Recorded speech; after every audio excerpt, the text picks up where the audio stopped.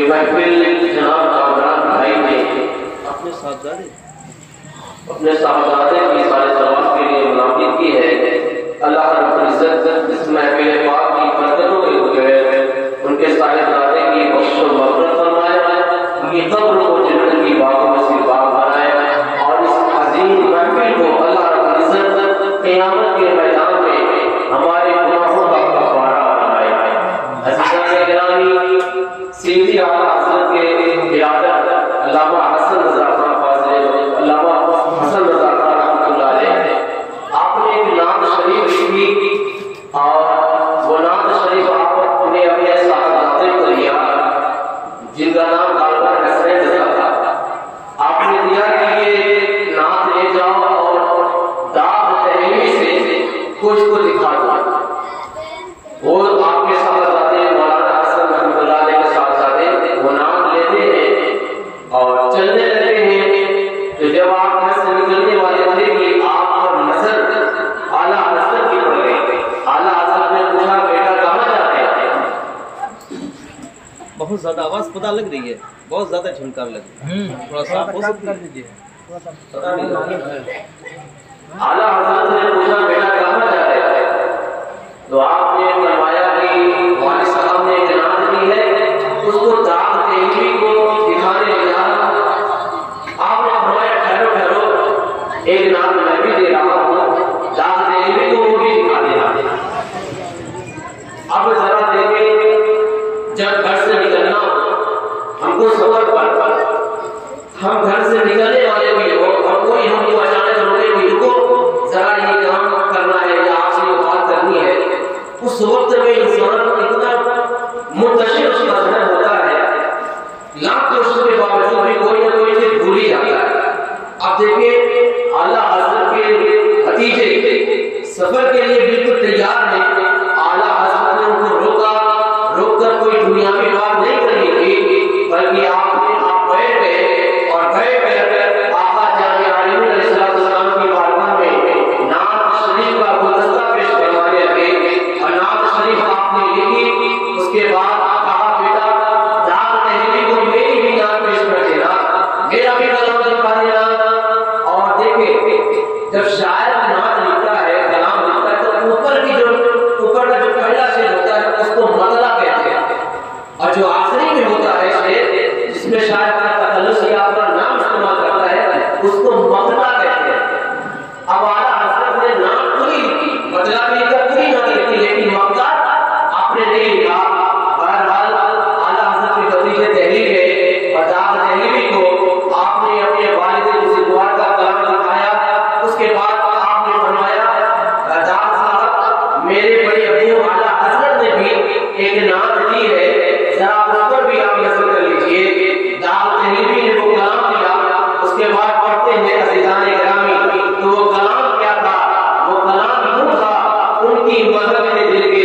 اونچے کھلا دیے ہیں، اسراف چل گئے ہیں، اونچے بسا دیے ہیں. اللہ کیا جہنم اب بھی نہ سرج ہوگا، رو رو کے مصطفیٰ نے دریا بہا دیے ہیں. میرے قریب سے گئے قطرہ کسی نے مانگا، در پہ بہا دیے ہیں، دریا بہا دیے ہیں.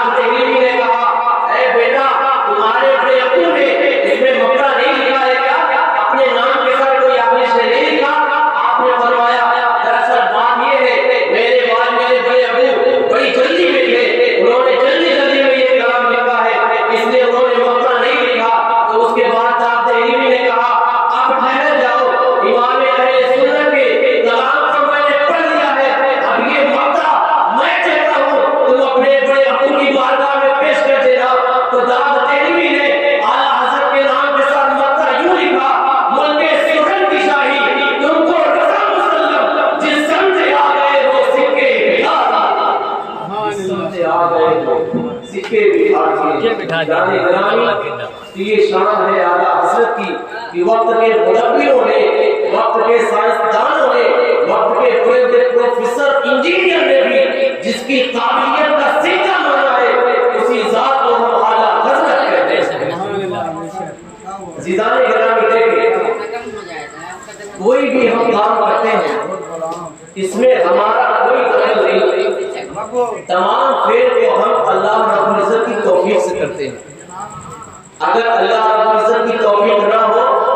ہم کچھ بھی نہیں کرتے اگر اس محفل مصطفیٰ میں آپ ہم آئے ہیں تو یقیناً کہ اللہ رب العزت نے ہمیں توفیق عطا فرمائی ورنہ اسی دنیا میں اسی بستی میں اسی آسمان میں کتنے ایسے ہوں گے جن کو یہاں آنا میسر نہیں ہوا جن کو اس میں بیٹھنا نصیب نہیں ہوا تو بات صرف اتنی ہے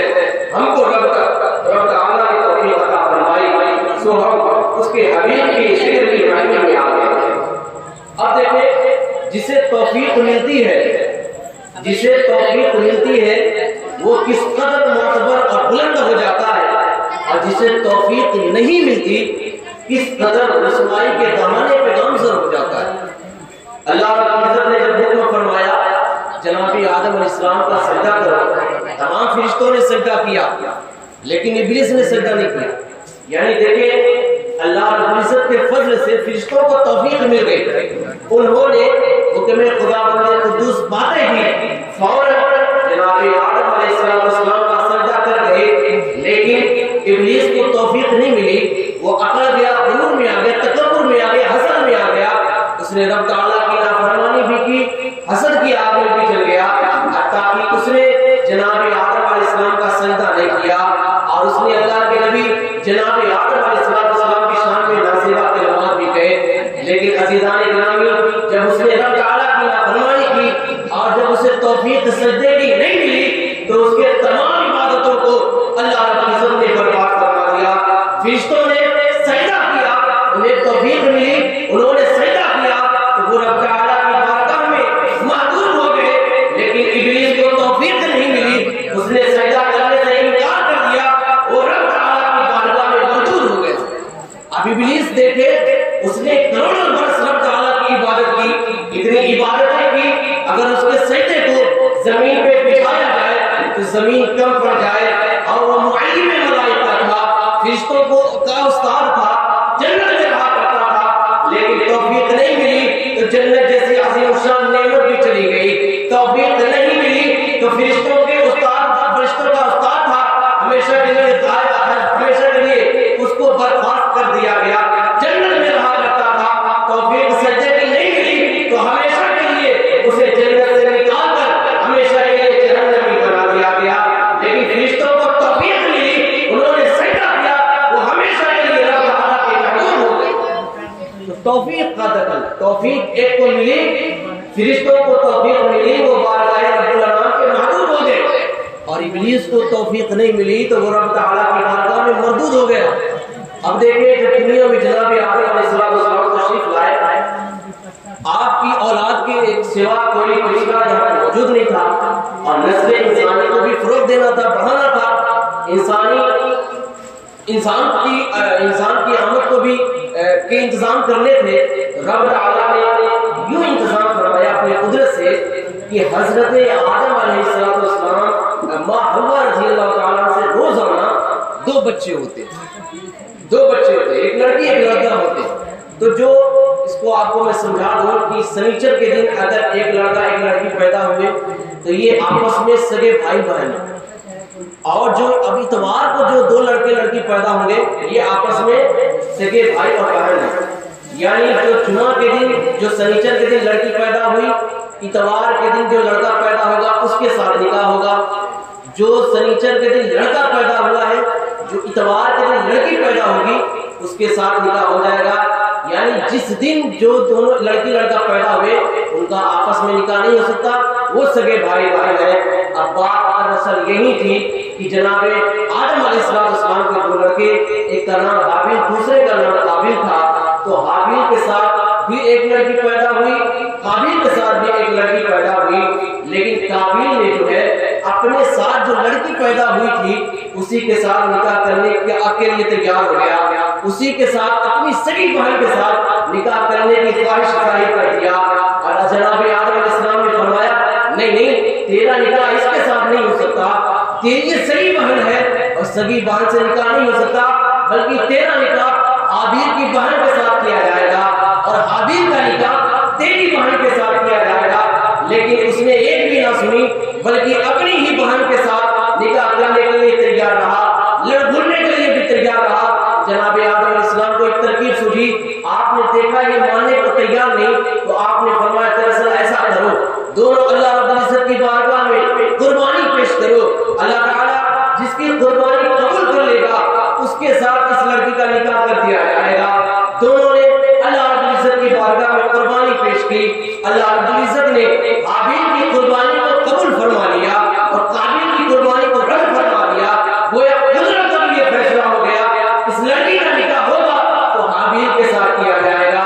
حابیل کے ساتھ کیا جائے گا، قابیل کے ساتھ نہیں کیا جائے گا۔ لیکن اس نے رب تعالیٰ کے فرمان کا بھی انکار کر دیا، رب تعالیٰ کی جانب سے گویا فیصلہ ہو گیا، اس کے باوجود بھی اس نے اس کو نہیں مانا، بلکہ پھر بھی اپنی سگی بہن کے ساتھ نکاح کرنے کے لیے تیار رہا، اپنی سگی بہن کے ساتھ نکاح کرنے کے لیے وہ بالکل تیار رہا، آمادہ رہا، لڑنے جھگڑنے کو تیار رہا۔ جب دیکھا اس کی کوئی ترکیب کام نہیں آ رہی، اب وہ حسد کی بھی آگ میں جل گیا۔ اس نے دیکھا کہ جناب حابیل کو بابا آدم زیادہ پیار فرماتے ہیں، بابا کی نظر میں حابیل کو زیادہ پیار دیا جاتا ہے، حابیل کی قربانی کو اللہ تعالیٰ نے قبول فرما لیا۔ اب حابیل کے ہی ساتھ اس لڑکی کا بھی نکاح کر لیا جائے گا، گویا حابیل پر انعام و اکرام کی برکت کا نزول ہو رہا ہے، اب میری کوئی اہمیت ہی نہیں ہے۔ وہ حسد کی آگ میں جل گیا اور حسد کی آگ میں جل کر اس نے اپنے سگے بھائی جناب حابیل کا قتل کر دیا۔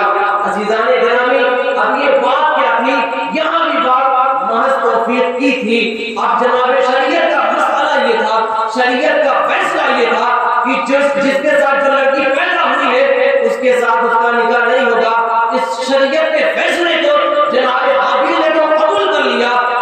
جناب حابیل کو رب تعالیٰ کی توفیق ملی تو انہوں نے شریعت کے فیصلے کو قبول کر لیا، لیکن قابیل کو توفیق نہیں ملی تو اس نے شریعت کے فیصلے کا انکار کر دیا، رب تعالیٰ کے فیصلے کا انکار کر دیا، جناب آدم علیہ السلام کے فرمان کا انکار کر دیا۔ اور جب اس نے حسد کی آگ میں جل کر رب تعالیٰ کے فیصلے کا انکار کر دیا، اپنے والد بزرگوار جناب آدم علیہ السلام کے فرمان کا انکار کر دیا اور اسی حسد کی آگ میں جل کر اس نے اپنے سگے بھائی کا قتل کر دیا، تو قتل کرنے کا وبال ایسا ہوا۔ عزیزان گرامی، رحمت کائنات علیہ السلام فرماتے ہیں اب قیامت تک جتنے قتل ہوں گے تمام قاتلوں کو بھی قتل کرنے کا گناہ ملے گا، اور تمام قاتلوں کے گناہوں کا ملا کر جتنے گناہ ہوں گے تمام گناہوں کا وبال قاتل کے نام اعمال میں لکھا جائے گا۔ اللہ اکبر! ایک قتل اس نے کیا، قابیل نے اپنے سگے بھائی کا ایک ہی قتل کیا، ایک ہی بار قتل کیا، لیکن اب قیامت تک جتنے بھی قتل ہوں گے تمام قاتلوں کے گناہوں کا وبال قابیل کے نام اعمال میں لکھا جائے گا۔ وجہ کیا تھی؟ وجہ یہ تھی آج ابھی تک روئے زمین پر کوئی قتل نہیں ہوا تھا، قتل کرنے کا کارنامہ سب سے پہلے قابیل نے انجام دیا، تو جو جس کام کی ابتدا کرے گا اس کے بعد والا جو کوئی اس کی اتباع کرے گا، اگر گناہ کا آغاز کیا ہے اس کے پیچھے آنے والا اگر گناہ کرے گا تو گناہ کرنے والے کو بھی ملے گا، اور جس نے آغاز کیا ہے اس کے بھی نام اعمال میں گناہ ملے گا۔ اس کو میں آسان کر کے سمجھا دوں، اگر ہم موبائل کے اسٹیٹس پہ، اگر کوئی موبائل کے اسٹیٹس پہ گانا لگاتا ہے، کوئی فحش منظر لگاتا ہے، حرام چیز لگاتا ہے، چلیے گانا ہی کو لے لیجیے، اگر کسی نے اپنے واٹس ایپ اسٹیٹس یا اسٹوری پہ اس میں اگر گانا لگایا، اور سمجھانے کے لیے بھی بات کہوں ورنہ حرام سننے کی بڑی وعیدیں ہیں، اس کی ایک سن لیجیے کہ جو حرام سنے گا، میوزک سنے گا، اس کے کان میں پھلایا ہوا شیشہ ڈالا جائے گا۔ تو میں بھی اس کو بھی سمجھانے کے لیے کہہ دوں، اگر مان لیجیے ایک گانا سننے کا پر 10 گنا ملتا ہے، 100 گنا ملتا ہے، چلیے سمجھانے کے لیے صرف کہہ رہا، ورنہ گنا نہ جانے کتنے ملے۔ ایک گانا سننے پر 100 گنا ملتا ہے۔ اب کسی نے اسٹیٹس پہ گانا لگایا اور کم سے کم 10 لوگوں نے اس کا اسٹیٹس دیکھا، یعنی گانا دیکھا ہے۔ اب اس شخص نے اپنے اسٹیٹس پہ گانا لگایا، اب اس کے فرینڈز نے، اس کے دوستوں نے، 10 لوگوں نے اس کا لگایا ہوا گانا دیکھا، ٹھیک ہے۔ اب تو پہلی بات تو یہ، اس نے گانا سنا تو اس کے نام اعمال میں 100 گنا درج ہو گئے، اور اس کے بعد اب اس نے اسٹیٹس لگایا۔ اب جو 10 اس کے دوستوں نے جو گانا دیکھا ہے نا، ان 10 کو بھی 100 گنا ملے گا، کیونکہ گانا دیکھنے کا ایک گانے پہ 100 گنا، سمجھانے کے لیے صرف کہہ رہا، ایک گانے پہ 100 گنا۔ تو 10 لوگوں نے گانا دیکھا تو ان 10 لوگوں کو بھی 100 گنا مل گئے۔ اب ان 10 لوگوں کا گناہ ملا کر کتنا ہو جائے گا؟ 1000 گنا، 1000 گنا۔ اب یہ اسٹیٹس لگانے والے کے نام اعمال میں یہ 1000 گنا لکھے جائیں گے۔ سوچے ذرا، اس نے تو پہلے گانا سنا، اس کو 100 گنا مل گئے، اس نے اسٹیٹس پہ لگایا، جتنے لوگوں نے سنا ان کو بھی 100 گنا مل گئے۔ اب 10 لوگوں نے گانا سنا، 10 لوگوں کا گنا ملا کر 1000 گنا ہو گئے۔ اب وہ 1000 گنا اسی کے نام اعمال میں لکھا جائے گا۔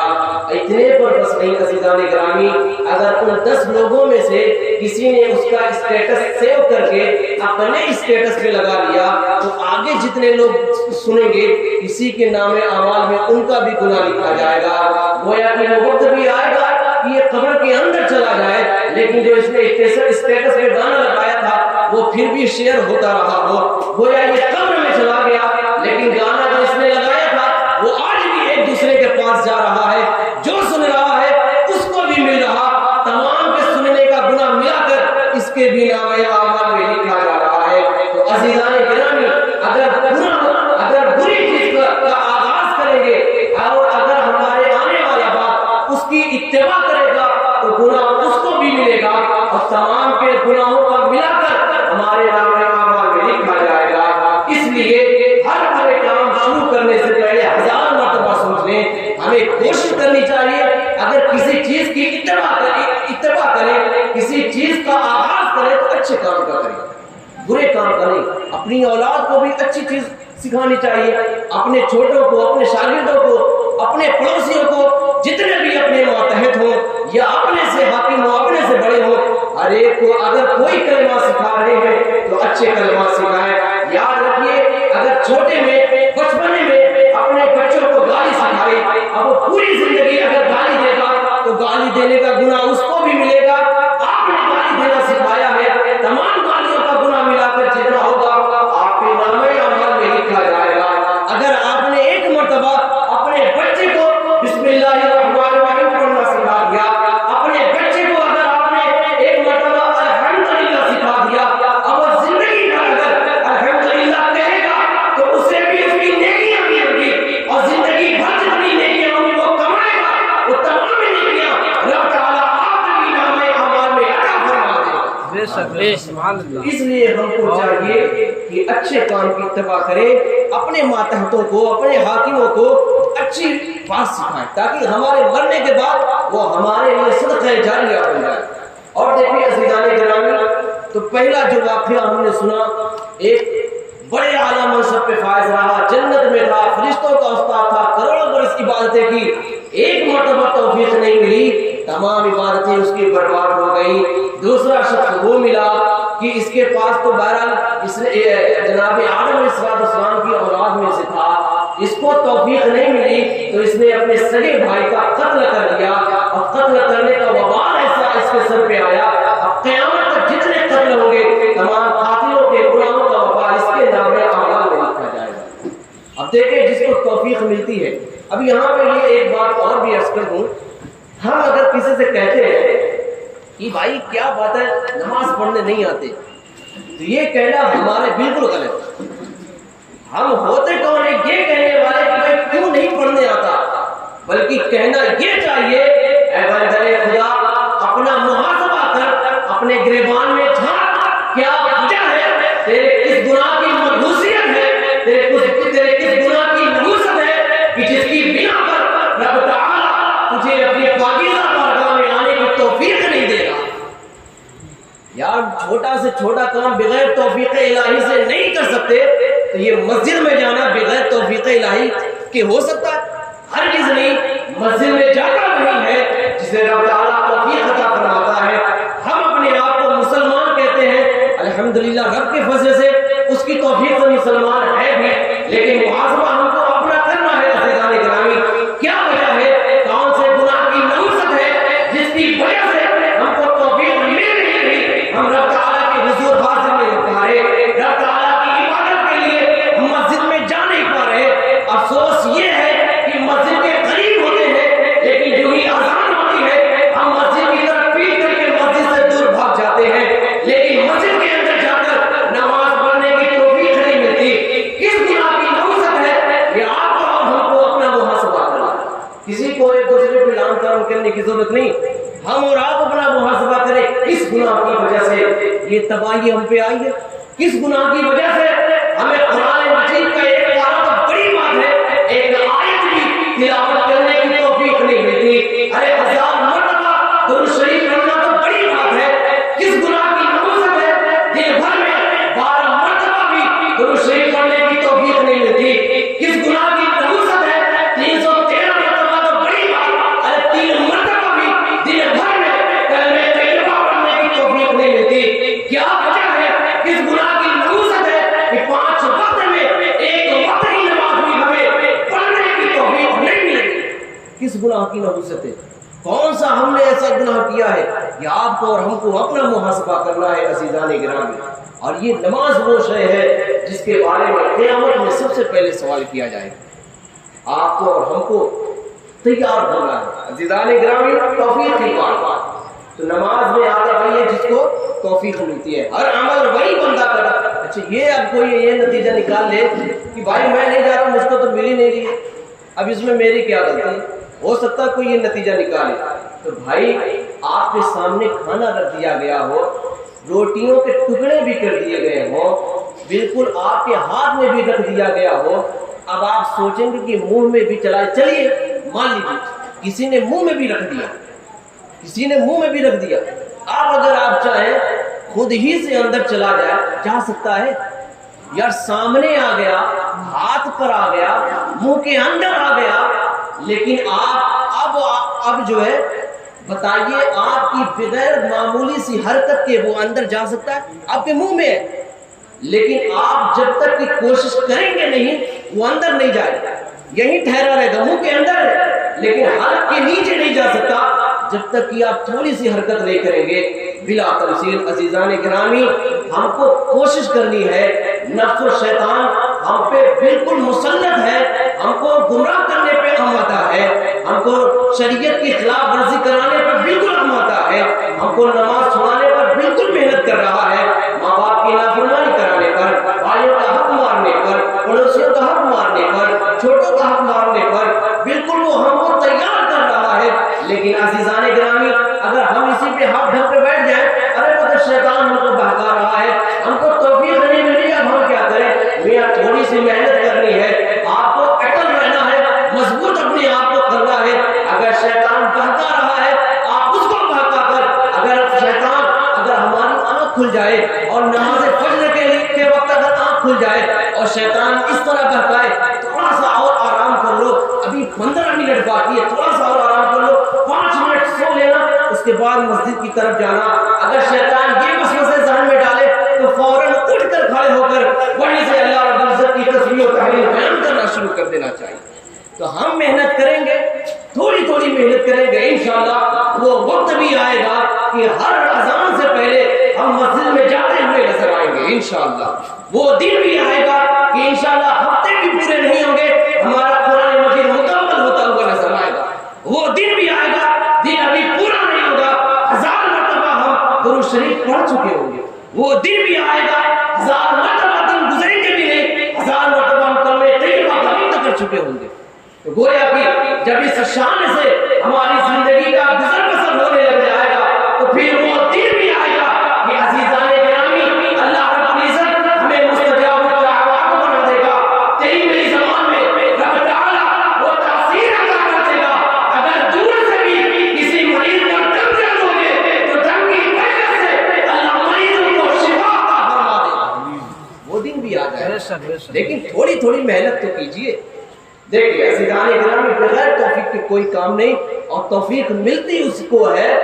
جو اس کو طلب کرنے کے لیے محنت کرتا ہو، بے شک جو اس کے طلب کے لیے محنت کرتا ہو۔ اگر 5 ٹائم نہیں پڑھا جا رہا، معاف تو ہرگز نہیں ہے، ایک ہی ٹائم آنا، ایک ٹائم لگن کے ساتھ ہو، انشاءاللہ ایک ٹائم کی برکت سے وہ دن بھی آئے گا کہ 5 وقت کی نماز پڑھنے کی توفیق مل جائے گی۔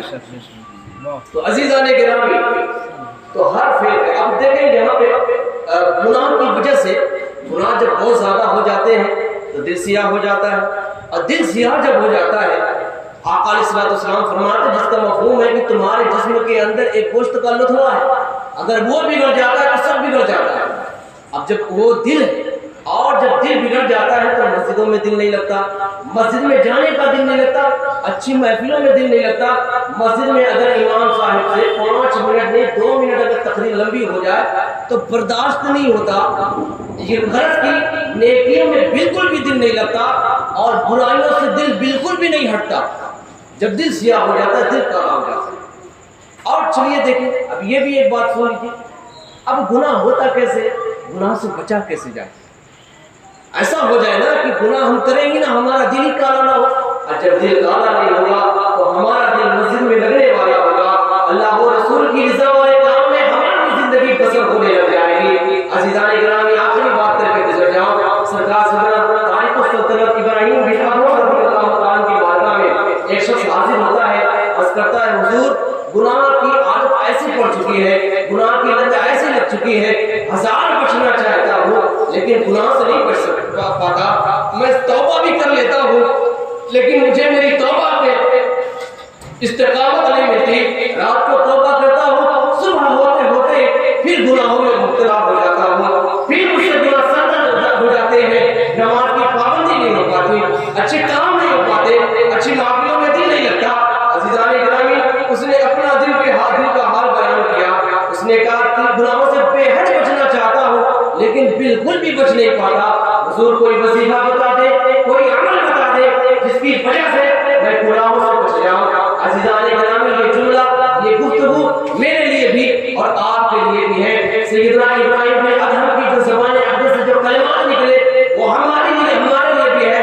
آپ کے لیے بھی ہے۔ جو بندہ گناہ کرتا ہے ہر ایک کے لیے ہے، جو گناہ کرنا ہے کرو، جو خطائیں کرنی ہو کرو، جتنی نافرمانیاں کرنی ہو کرو، لیکن ان 5 شرائطوں کو مان کر، اگر ان 5 شرائطوں پر عمل کر سکتے ہو، عمل کرنے کے بعد جتنے گناہ کرنے ہو کرو۔ یہ سیدنا ابراہیم بن ادهم نے فرمایا جو گناہ کرنے ہو کر ان 5 شرائطوں کے پہلے عمل کر لے، ان 5 باتوں کو تو قبول کر لے، اگر ان 5 باتوں پر تو عمل کر لے اس کے بعد تو گناہ کر،